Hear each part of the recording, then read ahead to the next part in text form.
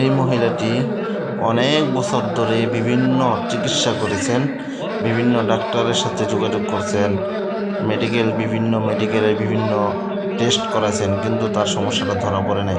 সে অনেক বছর ধরে বিভিন্ন রোগে আক্রান্ত, কিন্তু তার সমস্যাটা কি সেটা আসলে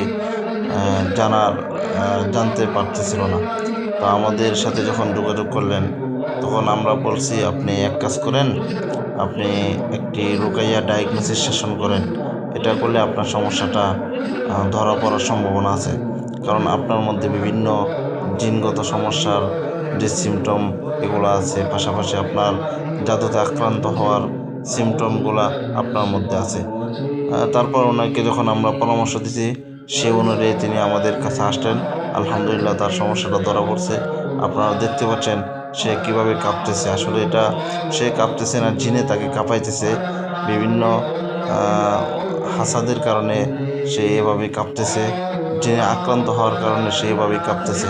তো যারা আপনাদের এই ধরনের সমস্যা হয়, তাহলে রোকেয়া সেন্টারগুলোতে যোগাযোগ করবেন এবং ডায়াগনোসিস সেশনটা করবেন ইনশাআল্লাহ।